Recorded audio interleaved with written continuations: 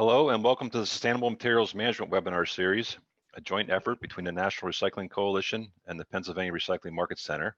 My name is Wayne Bowen. I'm the Program Manager for the Recycling Market Center and will serve as your moderator today. Today's webinar topic is compostable products and the circular economy. Our presenters today are Rhodes, Yepsen and Wendell, Simonson, who I will introduce in a moment.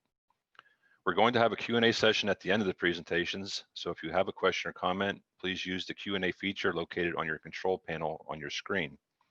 And please note that an edited version of this webinar will be made available for viewing via YouTube links on the National Recycling Coalition and Pennsylvania Recycling Market Center websites. And also please note that the Pennsylvania Recycling Market Center, its affiliates and funders, and the National Recycling Coalition assume no liability resulting from the use of any information provided during this webinar. This webinar is provided only as an informational tool, and no discrimination is intended and no endorsement by these organizations is implied. And now I'd like to introduce our presenters. Rhodes Yepsen joined BPI in 2015, where he leads the organization's efforts to promote the value of compostable products. Rhodes is passionate about systems-based solutions, where there is synergy in solving for food waste and packaging simultaneously, addressing climate change, ecosystem impacts, and regenerative agriculture. Previously, he was on the board of the USCC, US Composting Council, and worked for a biopolymer producer called Novamont, and was a staff editor and writer for Biocycle magazine.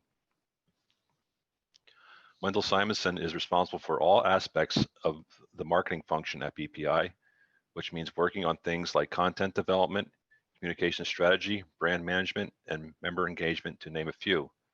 If your company certifies products with BPI, Wendell is the one who helps you with the artwork and the compostability messaging. Prior to joining BPI, Wendell ran Ellipsis Strategy, a marketing consulting business where BPI was an early client. And before starting Ellipsis, Wendell spent 10 years building the marketing function at Eco Products in Boulder, Colorado. And now I'm going to turn the program over to you guys, and good luck. Great. Yeah, thank you so much for those introductions and for having us present to you today. As was mentioned, you'll be hearing from two of us at BPI today. I'm Rhodes Yepsen, Executive Director of BPI, and I'm joined by my colleague, Wendell Simonson, who is the Marketing Director. And we're going to be chatting with you today about compostable products and the circular economy. So our agenda for today, we'll be passing the slide deck back and forth. We'll start by talking a little bit about what we mean when we're talking about the circular economy to put a framework around our talk. Then we'll get into current food and packaging systems in relation to the circular economy, organics diversion, access, and infrastructure in the United States, and how that leads into BPI's mission in our certification program and what we're doing around education and advocacy. And then, of course, we hope that you'll have plenty of questions for us to have a dialogue at the end. So what is a circular economy? We are quoting the Ellen MacArthur Foundation, and you'll see that a lot of our slides in this section are from the Ellen MacArthur Foundation, which is the organization really that has, I think, helped popularize these terms and bring it into the forefront for a lot of businesses and communities. And they define a circular economy as one that's based on the principles of designing waste, out waste and pollution, keeping products and materials in use, and regenerating natural systems. One of the best ways we think to show this is what is, I think, oftentimes referred to as the butterfly diagram, where it shows sort of the two aspects of this. On the right-hand side with the blue circles, you see what's often referred to as the mechanical loop. So here you're seeing what we would traditionally think of with recycling and reuse of durable goods and recyclable materials. Today, we'll be talking mostly about the other side, the biological loop in the green, where we're looking at renewable inputs and things related to agricultural production, biomaterials, composting the biosphere, and returning that as part of a loop. Both of these are needed for the circular economy, but for today's talk, we're going to be just talking about the left-hand side. So how does this work for the biological loop? A lot of this is focused around food and packaging systems. Specific to food, there is a massive amount of food production around the world to feed people and animals. And to produce this food, we have to have fresh water inputs. There are a lot of chemical inputs today, fossil energy inputs, and we need a healthy soil. And you can see that this chart shows just the huge quantity of 7.1 billion tons annually for production for food globally, and then how this cascades smaller and smaller. This diagram is specifically looking at cities where we have increasing populations in cities and looking at food that is destined to those cities. I think the main thing to take away from here is just that when we're looking at that biological loop in the circular economy, it's not just packaging alone. There is this big aspect of the amount of food that we're generating, how much food is lost throughout the value chain, which ReFed also has great information about, looking at where food is lost from farm fields down to consumption. And I think what the Ellen MacArthur Foundation is showing here is that within just this system of food cascading down to cities, we're not returning very many valuable nutrients back into the system. So if we're going to have a circular economy, not just focusing on packaging materials and products, but we need to figure out ways to better loop all of our organic wastes and inputs for soil quality. Specific to packaging, you'll see a similar picture, right? Where not a lot is getting successfully closed loop recycled, which they're defining as recycling of plastics into the same or similar quality applications, which they're putting at just 2%. So really looking at what percentage is actually able to displace virgin feedstocks, and unfortunately is quite low. So, only 2% of that is displacing virgin feedstocks. Then you can see that when we're often talking about recycling, what we're looking at is the access to collection or the material collected, which is only really 14% of the material that has been generated. So when we're looking at that pie of recycling rate, we're only looking at 14% of the actual plastic that has been produced on an annual basis. The rest is going to incineration or energy recovery, into landfills, or the worst case scenario, leaked into the environment. You can see here a road forward for packaging where they start to show what some of these basic solutions are. Again, fairly high level. 1, create an effective after-use plastics economy.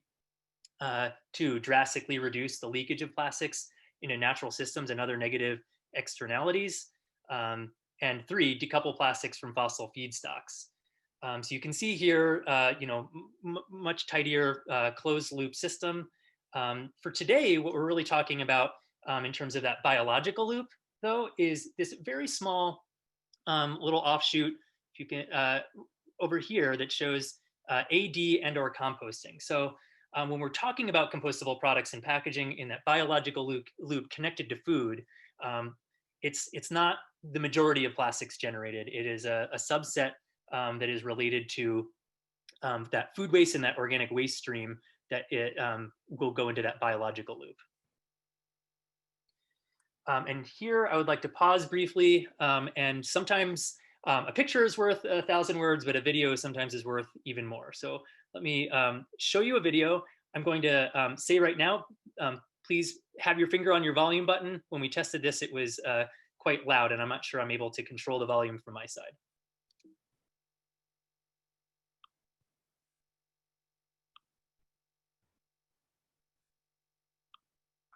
Many of the world's leading companies are working towards using 100% reusable, recyclable, or compostable packaging by 2025.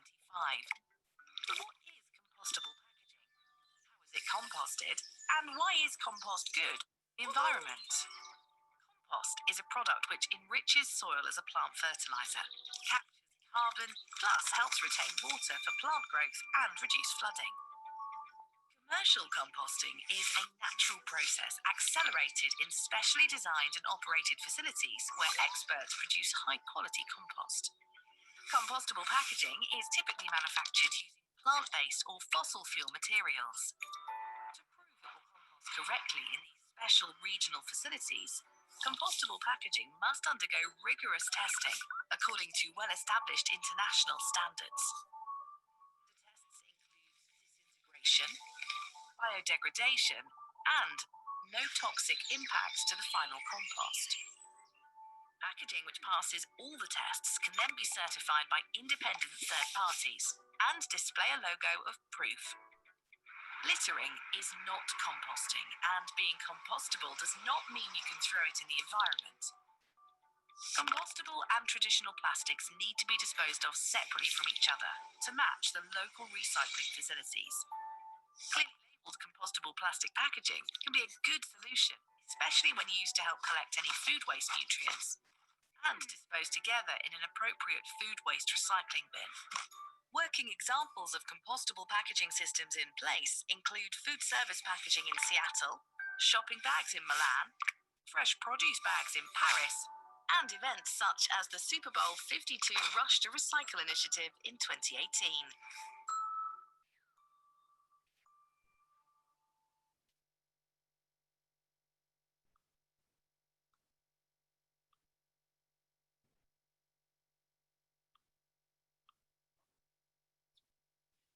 Great. Hopefully that was not too loud for you. So that hopefully gives a good overview of the context of why we're presenting about compostable products in the circular economy.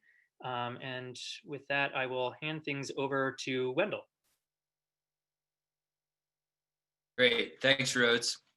So we've got just a couple of slides, a couple of charts here to help fill in some of the picture on basically the lack of circularity that we've got here in the US on some of these materials.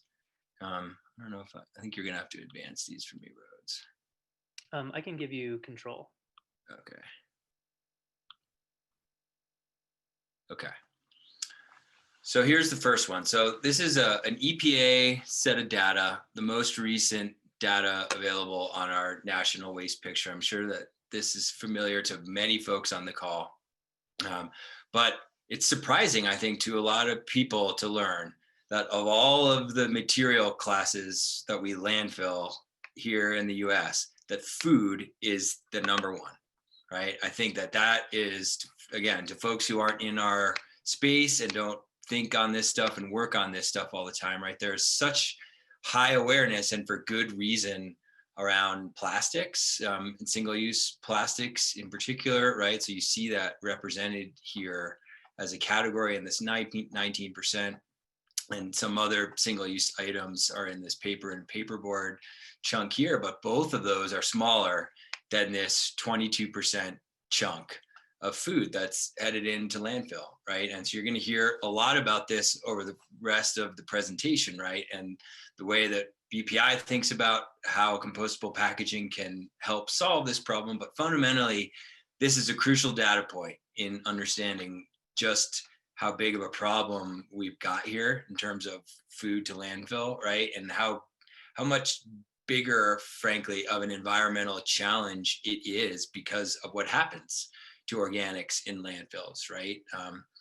Most are probably familiar with the fact that these materials are not landfill stable, right? And what's worse, when they break down, they create methane, which is somewhere on the order of 20 times worse as a greenhouse gas than carbon dioxide is, right? So not only do we have this like conceptual, issue of sending a material to landfill that we don't have to send, but it's contributing to the dominant existing environmental challenge that we're facing today. So it's a big problem and one that we're very focused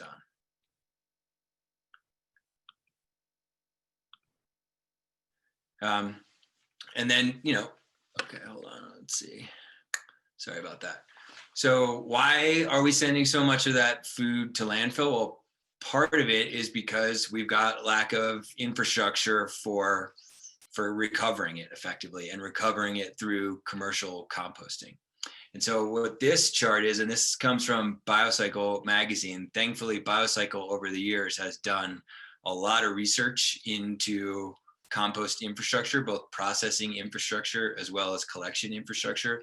Without Biocycle, we'd have a much less complete idea of where we stand from an infrastructure point of view. Having said that, this data is a couple years old, but still gives a good sense of the lay of the land, so to speak, right? So this 4,714 number you see up top, total facilities, total composting facilities, commercial facilities in the US, okay?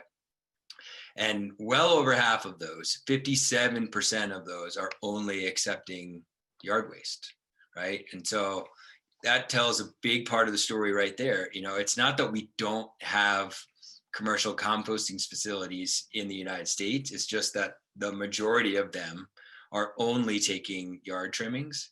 And although it's a little tough to get to it through this particular chart, what you're going to see on our next two is that not many of them at all are actually taking food scraps, right? And so in this chart, we have this yard trimmings and food waste, or food scraps is the term that we tend to use.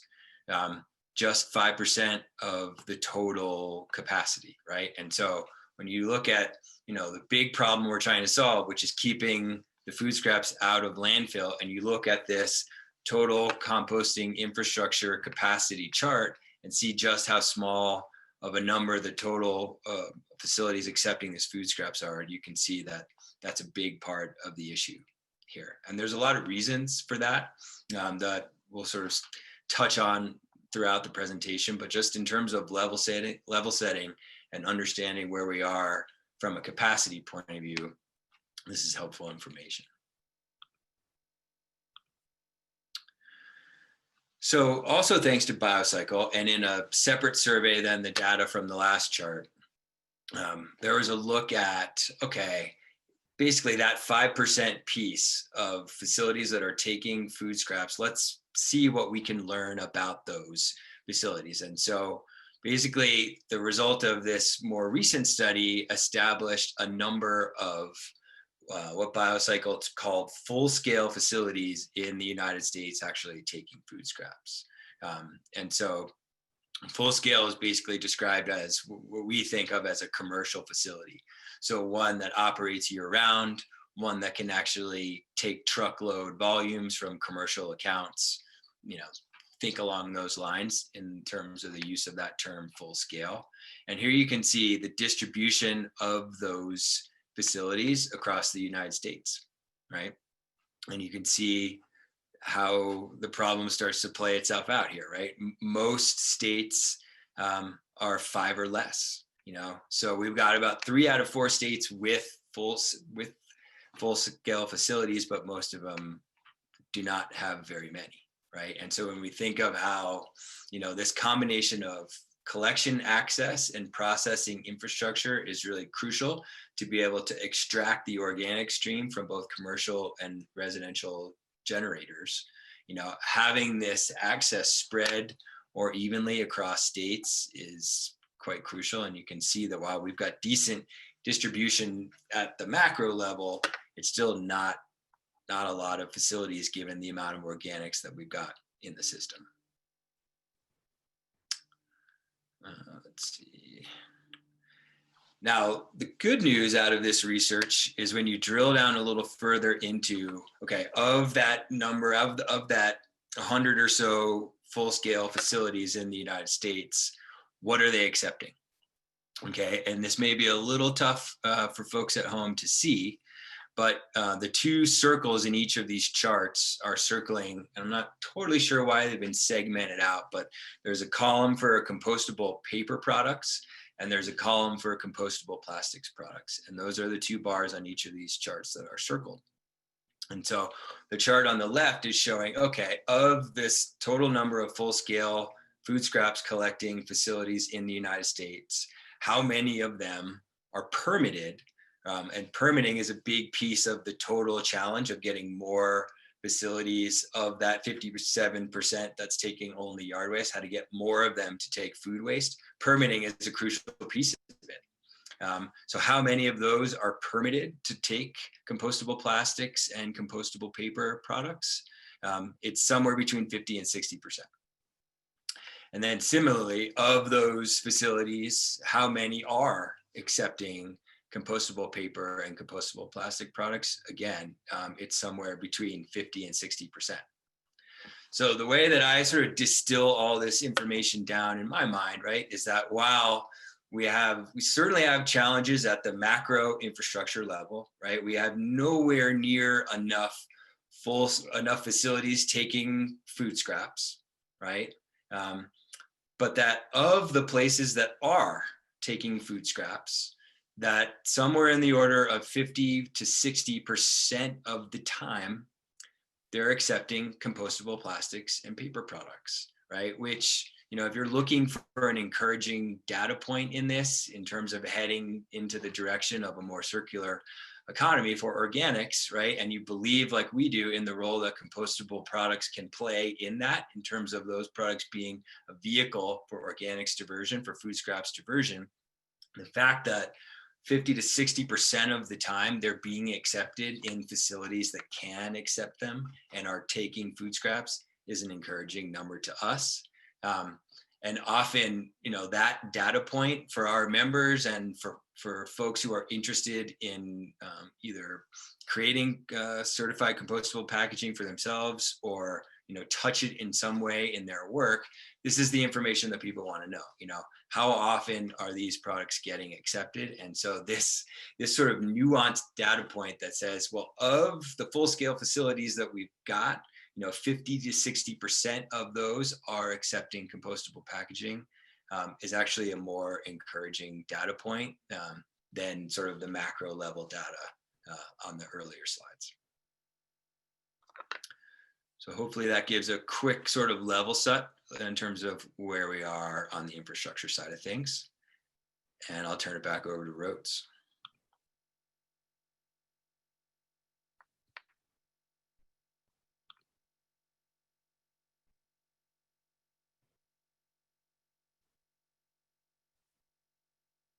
Thank you, Wendell. So you'll see that we kind of have a bit of a reverse order, you know, than many presentations. So instead of leading with the about for our organization, we've sort of kicked things off with a different framework, building up to who BPI is and what role we're playing in this conversation. And that's partly by design, because we've been going through some strategic planning in the last year to really try to reframe what roles BPI plays.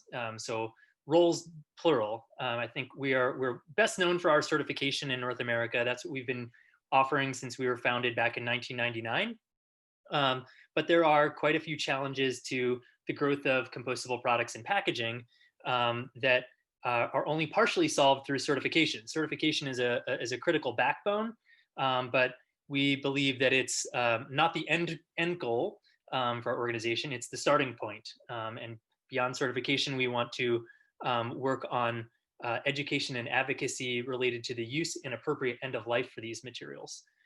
So we've redesigned this sort of as a 3-pillar model for our organization, all supporting the sort of top line of what our mission is from our bylaws. And so certification is still sort of the bedrock of what our organization does, where we're providing you know, credible certifications, which we'll get into a little bit more about the standards we use and the process of certification. And then starting to really formalize our education and advocacy initiatives, which you'll start to hear about from us today. Around education, we want that education to be not just about the packaging and the certified products themselves, but really an awareness of the composting systems that include those packaging products in the context of the circular economy. Similarly, for advocacy, when we're looking at advocacy, we're not just looking at how do we advocate for certified compostable products, but really expanding opportunities and access for systems that accept and process those certified products, because we feel that's truly what will make compostable products successful and the circular economy successful.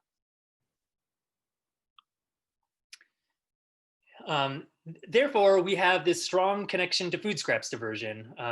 We agree with Neil Ellen MacArthur Foundation, look at that biological loop, and believe that compostable products really are playing a powerful role in the facilitation of diverting those food scraps from landfills, which can be really challenging when the food scraps are mixed with conventional plastic or paper packaging that is not compostable and is a contaminant at composting facilities.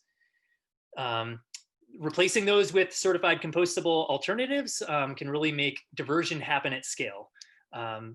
Otherwise, we're really looking at sort of pre-consumer food scraps, the early adopters, things like that. But if we're really going to reach a critical mass on a national or global level, We have to make it easy for materials to be sorted and collected, make the education simple so that there's not a lot of sorting, and really be able to tackle the majority of the food waste in the stream that is including post-consumer food scraps.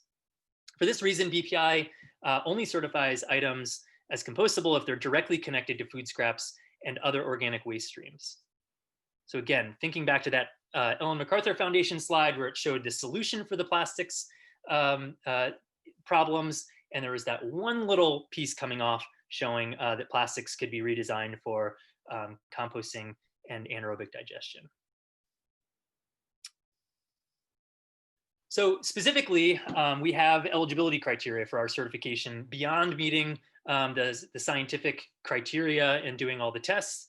The products have to be associated with desirable organic waste that composters and composting programs are looking to collect and divert.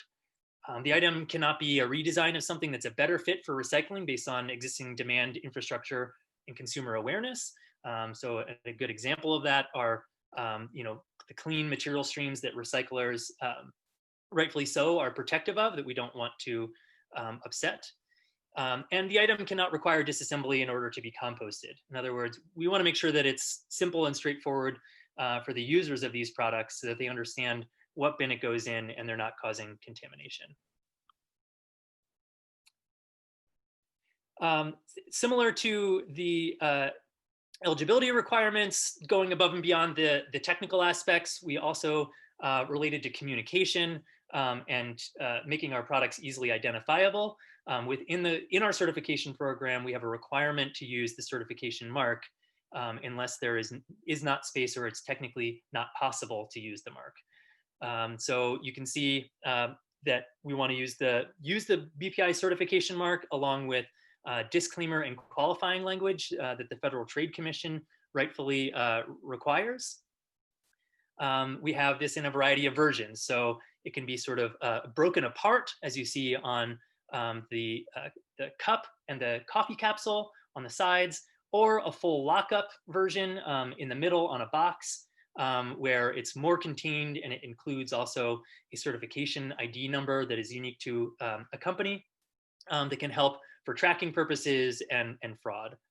And so we've been really working hard on this to make our logo more attractive, easier to use on small spaces. We went through a logo refresh about 1.5 years ago, and then have been working really hard on graphics like these to show the different ways that the certification mark can be used in different formats. Related to the technical requirements, BPI certification, we certify to the ASTM standards. There are 2 for compostability, ASTM D6400 and D6868. These generally have criteria broken into 3 categories. Biodegradation, which is really looking at organic carbon in polymers being converted into CO2. That helps make sure that we're not there's not going to be bioaccumulation or microplastics in the soil. So in other words, can the microbes in the composting pile access that carbon, organic carbon, like food, like they would in any other organic carbon in that composting pile?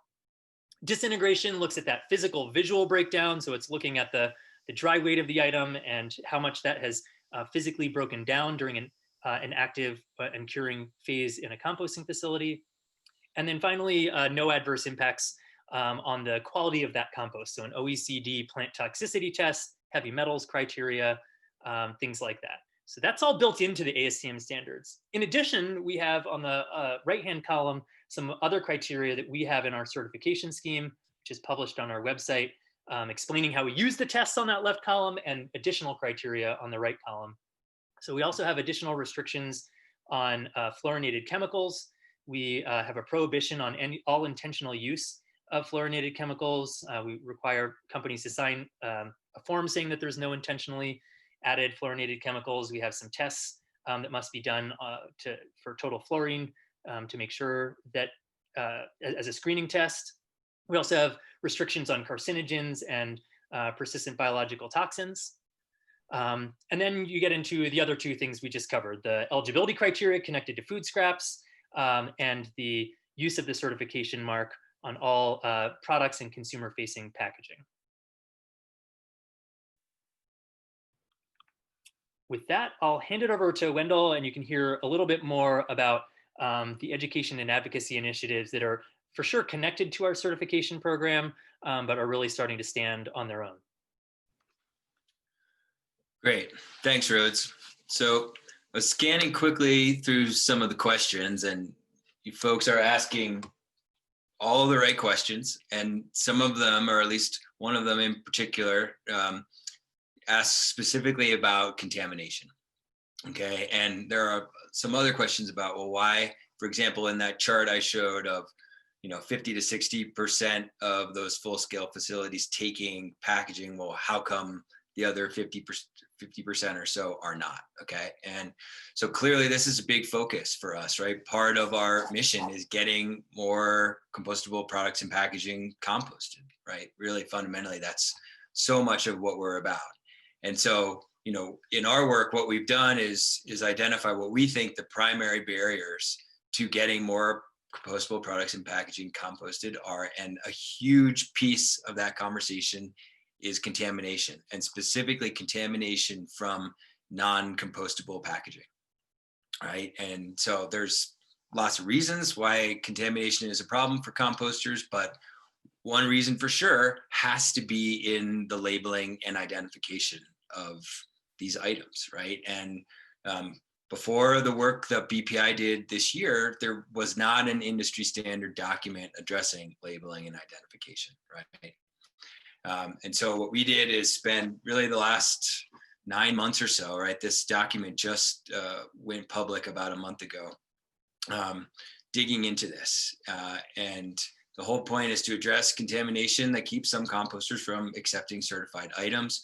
What had not been done yet, right, was provide a document that drilled down into category and material specific levels, right? And so one of the challenges for marketers who are intaking the FTC guidance on how to treat compostable claims is that there's no nod given to the fact that this is not a monolithic category of products, right? And that what might work from a labeling and identification point of view on a coffee cup is not going to work on a fork or a spoon for a host of reasons, right? And so what really was required was an organization like BPI that's kind of sitting in the middle in between the diversion infrastructure, but also working with the manufacturers to put a document like this together. And so that's what we've done. And as I walk through some of these examples, I hope that you'll get a feel for some of what we've tried to do, which is to really lay out everything that somebody needs to know in terms of like what the legal requirements are, whether it's FTC or BPI's requirements or state level requirements, right? We've got a part 1 of the document that is sort of like a how-to if you're coming to this conversation brand new. And then also mixed in is really some education for the non-manufacturing community on what the limitations and constraints are that affect labeling, right? And so one way that I like to put it is that if all of these items that we're going to talk through here in a bit were all as easy to label, as a corrugate box, for example, that's almost always printed, if for no other reason than it usually has to have some kind of code to scan for tracking purposes and shipping purposes, right? Like if you were dealing with materials that were both easy to print and already printed, generally speaking, we wouldn't have the problem that we've got. But that's not at all what we've got in this mix of packaging that we're trying to label better here. We've got a lot of items that aren't printed at all. We've got a lot of items that even if they are printable, we're working with really small spaces, right? And then in the biggest picture point, right, we're dealing with trying to educate at the point of disposal, in a really tight communication window is the way I like to think about it, right? And so, whether it's the end user, which is the term we use for the coffee shop customer, right, who went in to the coffee shop for a cup of coffee and ends up with a product, a single-use product in their hand that then they've got to make a decision about at the point of disposal, or if it's a true consumer that's bought something that's compostable on a consumer shelf, right? And is then in that similar position of having to make a decision at the point of disposal. You know, we're trying to educate around a really important subject that a lot of people don't have an existing knowledge base on really quickly. And with products where we don't have a lot of room to work with and we don't have a lot of technical capabilities at our disposal. So I guess that's just a long-winded way of saying that, you know, this is a hard problem. And so what we're trying to do throughout the document is help folks understand just how challenging it is, because sure, it would be a nice thing if we could just say, let's just print everything, you know, green as an example, but we just don't have that ability. And so we've had to work around that and propose solutions that are more dynamic than that. And so what I'm going to do here is walk you through, we've got the product set divided up into 6 categories, right? And it's a function of shapes and material types and existing labeling capabilities.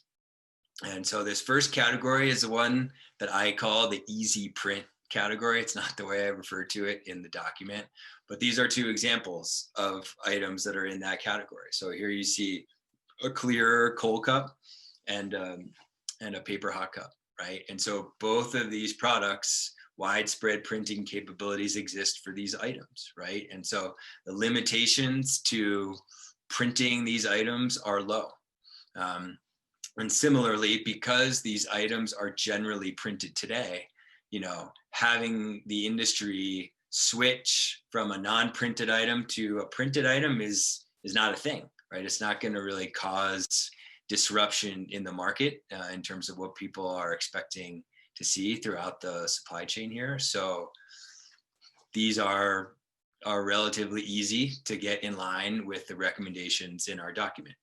So you can see the core recommendations here show BPI logo. It's hard to see, but we've got the FTC disclaimer language. And then to the extent that we've got space for it, you know, a sizable call out for the term compostable. So this looks similar on paper, but actually it's a different category, because these are items that, while it's operationally possible for them to be printed, they're actually not regularly printed today, right? And so for the manufacturing community to move these items from where they are today in unprinted form to printed form, there are more limitations, there are more hurdles to get there. And so that's why they land in a different category.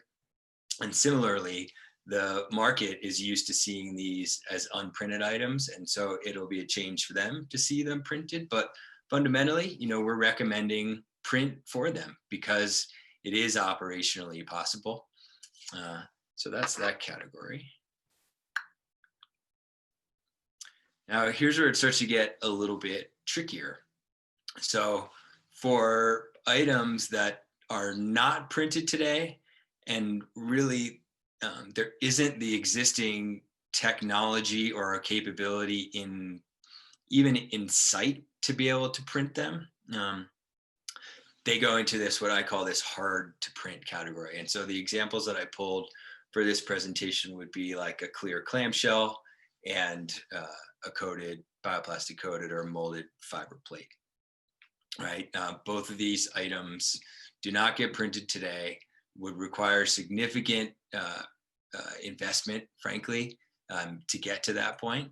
And, you know, is that to say that it's not possible? No, it's not to say that it's not possible, but it also wouldn't be realistic to have a document that said, you know what, go ahead and print things, right, that were a ways out from a manufacturing community of actually being able to print. And so what this sliding scale information is meant to do, and every place in the document that we've got these mocked up illustrations, there's a sliding scale to accompany it, right? To again, to help educate various audiences around, you know, what's realistic in terms of the manufacturing limitations and the market acceptance piece of this, right? So those are the 3 print categories. And, so Tint is another tool that we've got at our disposal, right? So I should have said that at the top of this, right? In the document, we detail out the core labeling and identification techniques that we've got at our disposal today as an industry. And those are print, tint, material color, and then emboss. And so here what you can see are some examples of some items tinted, right, that you might otherwise see as transparent or fully clear. And so bringing tint to these items, actually you can see from the sliding scale that the manufacturing limitations associated with bringing tint to these items is not as significant as what we're estimating the market acceptance challenges for those tinted items to be, right? So classic example here are grab and go, in our industry referred to as grab and go items. So think of, whenever it was the last time that you were in an airport, and you were walking through the concourse and you see the little kiosks with prepackaged salads or whatever it might be, right? But the whole sort of merchandising value of that packaging is the fact that it's transparent, right? The fact that, like, as you're walking down the airport concourse, you look over and you can see that salad because the packaging that's holding it is fully transparent, right? And so while from a labeling and identification point of view and indicating to the end user and the consumer and eventually the composter that the item is different and is compostable and should be treated like a different kind of plastic, right? At the same time, we still need the folks who are choosing to use single-use packaging to sell things like salads in, right, to buy that packaging. And they are going to have a challenge, presumably, with tint because of the real critical role that transparency as an attribute plays in that particular category of grab-and-go packaging. And then there's other pieces to this equation too that people might just not like the way it looks or like the way it fits in their brand scheme or what have you. And so it's the point here is that just because something is possible from a manufacturing point of view, and even if manufacturers go ahead and actually make those versions of these items, getting the market to accept it, getting their customers to actually buy it and use it is a whole nother conversation. And it's just one that needs to be a part of this bigger picture conversation of how to fix the current problem we've got with labeling and identification. So next category is material color. Right, so some of these items we have the ability to fully color, and so I've chosen some of these here. The label for the lid here is incorrect. It's just meant to be bioplastic. So, but a hot cup lid and cutlery and straws are all examples of things that, again, from a manufacturing capabilities point of view, the ability to bring material colorant into these items exists.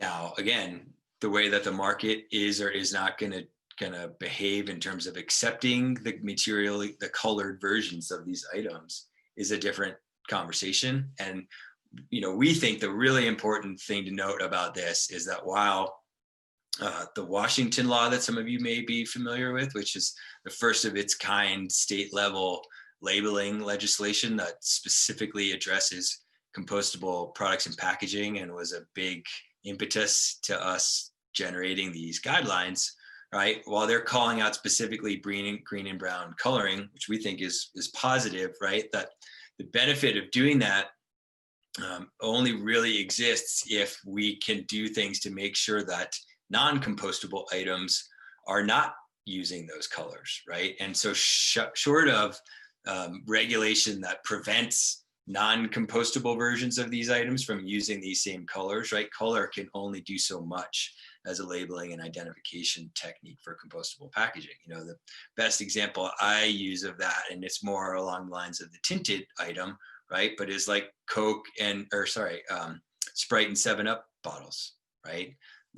When I think of things out there in the universe, packaging that is tinted green, those items come to mind. And, you know, as far as I know, all of them are number one, PET plastic, non-compostable versions. And so we can't go out to the world saying, focus on these green tinted items as being compostable until we deal with the fact that there's a whole bunch of packaging in the system that's utilizing some of these colors that we'd like in a perfect world to be able to carve out for compostable items. But big picture, in terms of the levers that we've got to play with and the tools that we've got in our toolbox for labeling, color is certainly one of those things. And in some cases, like with straws, it's really the only tool we've got, right? So BPI has, as Rhodes was talking about earlier, these eligibility requirements around labeling and specifically the use of our certification marks, but there's certain places where we have to make exemptions because it's just not possible to put any communication on the item. And these straws are probably the best example of that. And so that's a scenario where we've only got color at our disposal. Now, you know, in some cases with straws, we've got a wrapped element. So we've got a paper wrapper that we can work with, which is helpful. But in terms of the item itself, and especially once it gets into the organic stream, once the wrapper is removed and someone has to make a decision about what bin to put it in or whether or not to accept it or screen it out of their material stream, color is really the only visual cue that they're going to have to work with, which is challenging. And so you can see that in this color, this category of material color, it's the same as in the tint, that the ability to add color to these items is outstripped by potential market acceptance challenges. And then we don't even have a category in the sliding scale for the situation I was just describing in terms of non-compostable items utilizing some of these same colors. Okay, and then this last category is the emboss category. And so because bringing color to many of the items, as we've been talking through, is as difficult as it is both from a manufacturing point of view and from a anticipated market acceptance point of view, you know, we're testing out the theory of how well could what we're calling a prominent emboss strategy, how well could that work? Could that actually work as a labeling and identification technique for compostable products and packaging, right? Most folks, when you start having a conversation about labeling, are going to go immediately to color, right? And what I've been trying to lay out, right, is not that we don't believe that that is true, but that we're aware enough of the existing manufacturing hurdles of getting to universal usage of color across the food service packaging mix, that in the near term, we've got to at least investigate what can be done and how effective can pure emboss actually be on some of these items. And so that's what you see represented in this last category. And so what you see is, you know, to the extent possible, you know, a significant call out of the term compostable. And if any of you are familiar with the way that many compostable products are embossed today, this is not the way that they look. And so this would be a shift, and it would call for not so much overcoming limitations on manufacturing, but it would call for reimagining whole tool sets, right? So there's an big economic piece of the equation, but it's closer, it's within reach, or I should say it's more within reach than bringing color to a lot of these shapes and material types for sure. And so we've got to see what folks think of it and how effective it could be both at the end user and consumer level and at the composter level as well. And so that's a nice tie back to one of the points that was on the intro slide for this project, right? Is that this is very much an iterative document, right? We engage a mix of stakeholders throughout the drafting and writing process, But, as everyone knows, it's been a challenging year. And, frankly, we just didn't get as much feedback as we were hoping to get through that process. Now that we've got a finished document and we're talking to groups like you all about it and showing it, we're hoping that we're going to start to get that feedback that we were missing, frankly, during the drafting process, and specifically from composters, right? And so BPI has a number of different touch points with composters, but it's something that Rhodes is going to talk about here on the next slide, right? And in terms of being able to follow through on this mission of ours, being able to integrate more closely with the composters, specifically when we undertake projects like this, is something that's a part of where we want to go to moving forward. I think that's my last slide here, and I can turn it back over to Rhodes. Great. Yeah, thank you, Wendell. And we're almost finished with our slides, and then we can dive more into the questions that.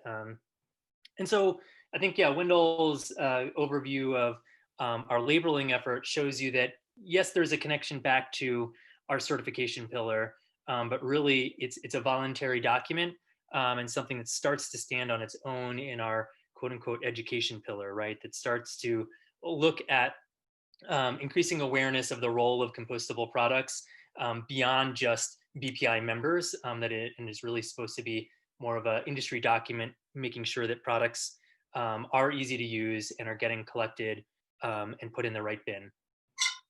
The other pillar related to advocacy is focused on increasing opportunities and access for diverting organic materials that include compostable packaging. And you can see that we're starting to flesh this out a little bit. Center for Compost Access is a draft name as a way to try to capture what this suite of programs could look like.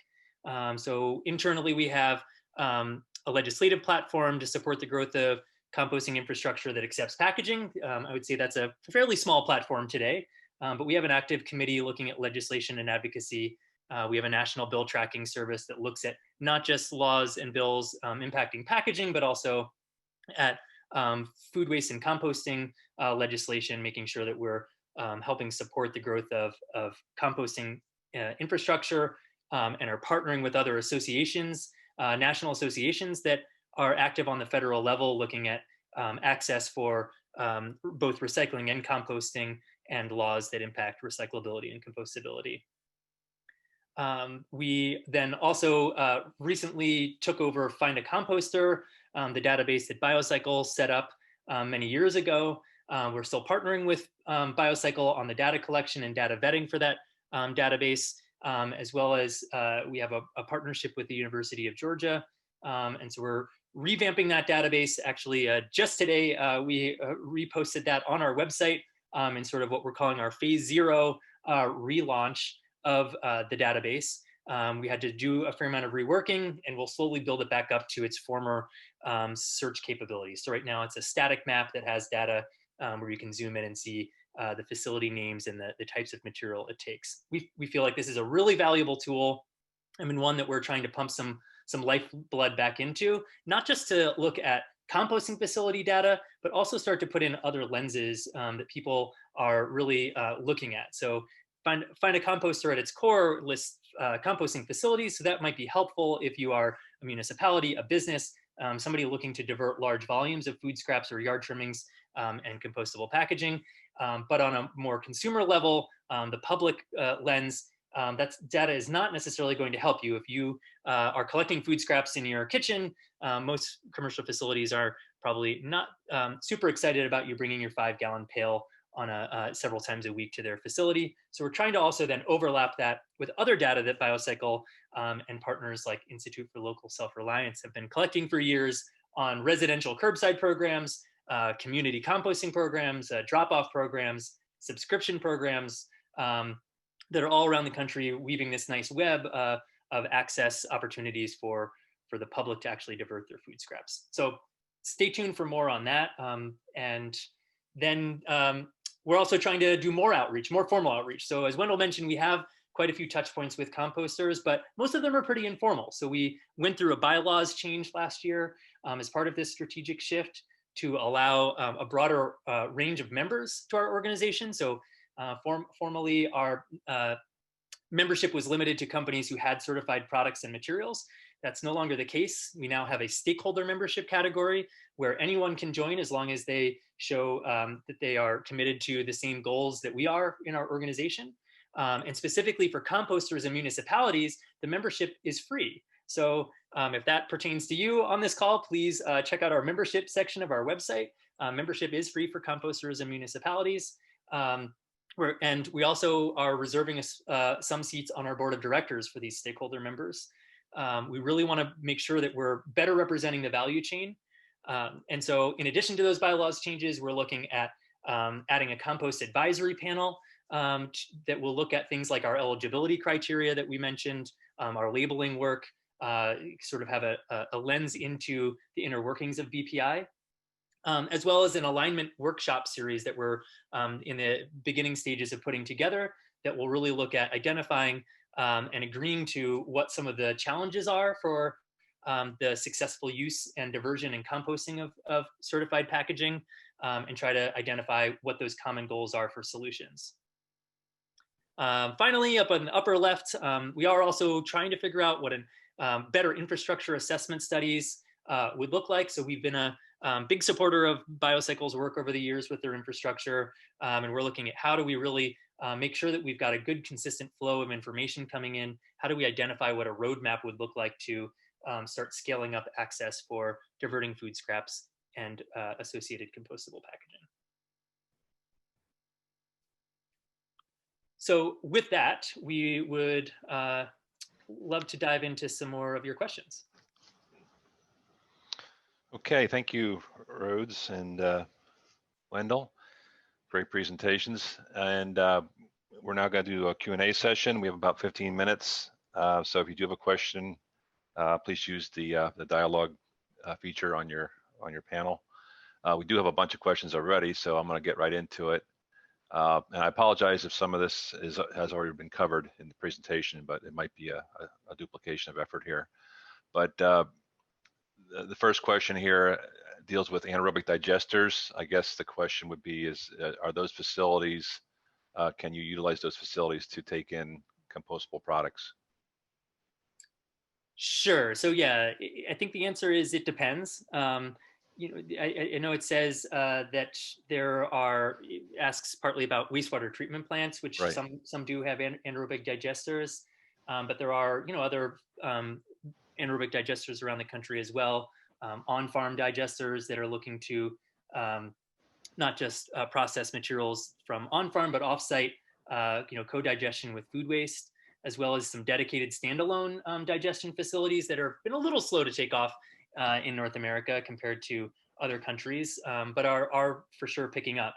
I think that very much like composting, and whether compostable products are welcome and being processed successfully at facilities, anaerobic digestion is similar. It depends on the technology of the digester, depends on the pre-processing systems that are in place, as well as what's happening with the digestate on the back end. So for sure, some pre-processing systems would kick out compostable materials. You know, if you're thinking of like a low solid system, a wet system at an anaerobic digester where the material needs to be free flowing, right? There probably a lot of those compostable products would be kicked out in a pre-screening process. Some may get through. A lot of those pre-screening systems, you know, small bits of plastic are entering still the digester.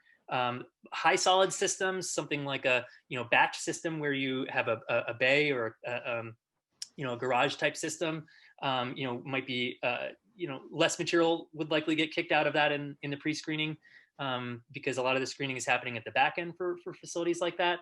I think from a scientific perspective, the compostable materials, we're testing them for aerobic environments. So that's all we've qualified them for.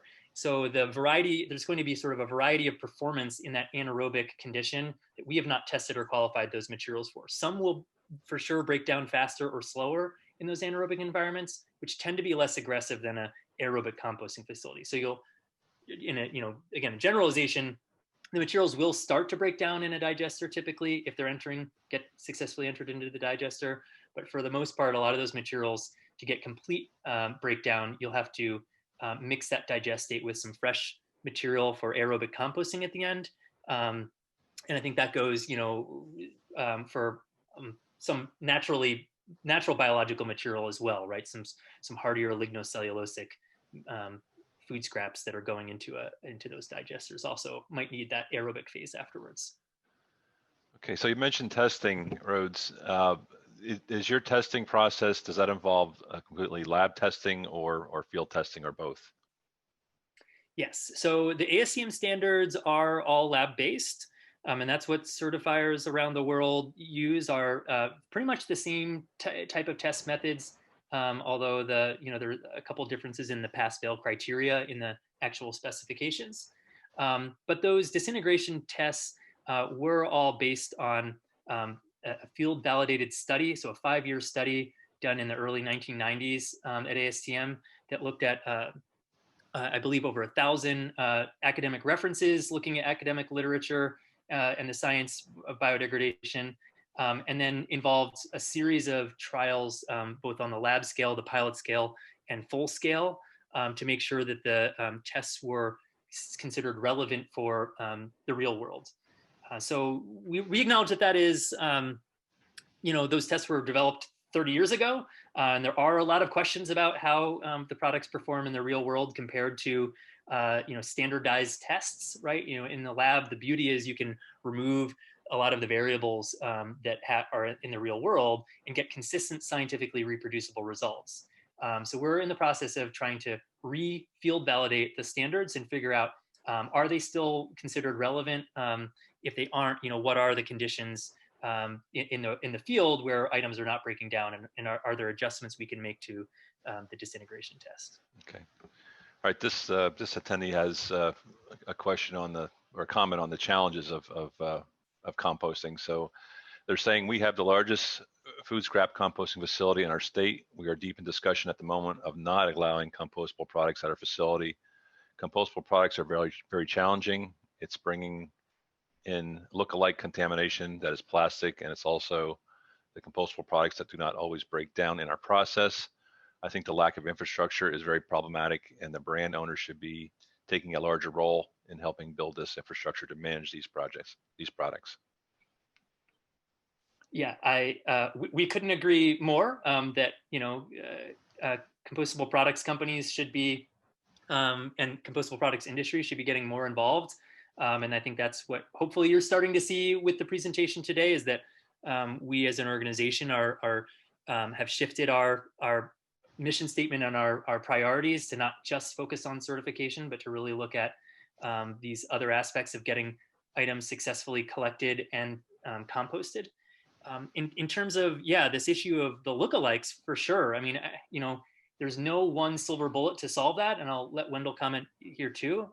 He mentioned all of the work that we're doing around labeling, with the requirement to use the certification mark that we're starting to enforce, these voluntary labeling guidelines, which are really to support efforts around diversion. That's part of it, right? And then we're going to need more than that. So states are looking at laws that requiring readily and easily identifiable markings on products and packaging, like Washington State, which we have been very supportive of in Washington, and that's also partly where that document came from. There may also need to be laws, right, looking at restricting what single-use items can be sold to reusable, recyclable, and compostable, and figuring out clear definitions of those items, so that there are items are better designed across the table. In terms of the items not breaking down fast enough, please reach out to us. If they're actually certified by us and they're not breaking down, and you have information and data on that, or you'd like to get better data on what's not working, we'd be happy to work with you. I don't know, Wendell, if you wanted to add anything to that.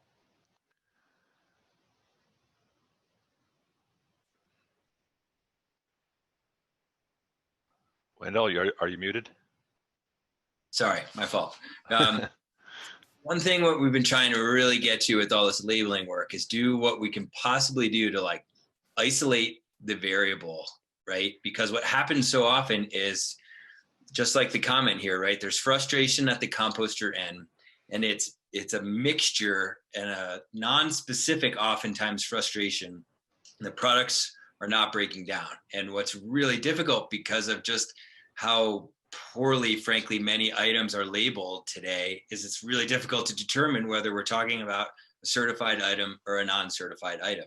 And so if we could start getting to the point, at least, that we can distinguish between those scenarios, right? If we've got a certified item that's well labeled and not breaking down, then we've got a different problem than if we've got a non-certified item that's made its way into a facility that's not breaking down, right? And so that's been one of the whole challenges here, is to be able to isolate these variables and have effective conversations about really what the problems are. Oftentimes it's both of those things, right? And that's a point that I didn't make in discussing the infrastructure slides, is that part of the reason why the 57%, of the total 4,700 number of composters, right?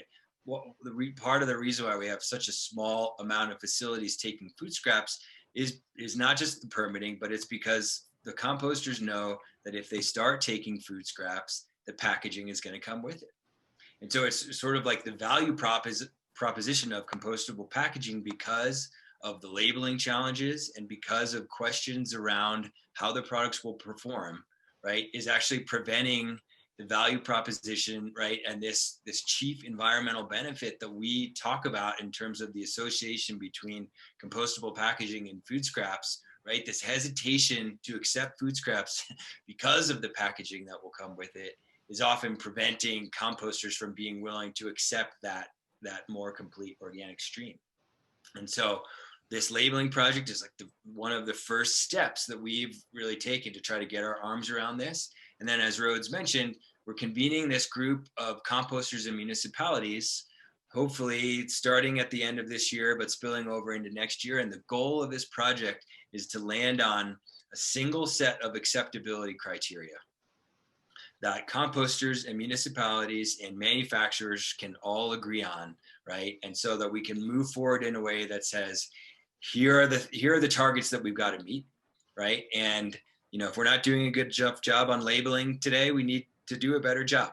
If we've got to take a look at the ASTM standards and make sure that they're more accurately reflecting or have been field validated, we need to look at that, and we need to look at any other issues like consumer education that comes up too, right? But we need to be able to have this conversation around what has to happen to make composters who are on the fence right now for allowing food scraps and packaging into their facilities to get there, right? Because until we start to have that conversation and establish what that single set of acceptability criteria looks like, the data that I showed you is really not going to change in earnest. We're going to have no method for getting that organic stream diverted from the landfill, is really what it comes down to. Okay. Part of the barrier to using compostable packaging is the cost. Why are these costs not coming down as more production and purchasing increase? I think that the cost is coming down. I guess it depends on what time frame you're looking at and the volumes, but for sure, these materials are much newer compared to fossil-based traditional plastics, right, that have had a much longer run for commercialization, and they're just very different in terms of how those materials are made and the scale at which they're made and converted into. So we do see the price coming down pretty over time. It may not be as precipitous of a drop as some would like, but I think one of the other things to look at is, and it's helped justify, I think, some larger venues like stadiums or universities or corporate campuses in making this switch, is looking at the overall cost or benefit ratio of switching to compostable products, if that helps them set up a food waste diversion program.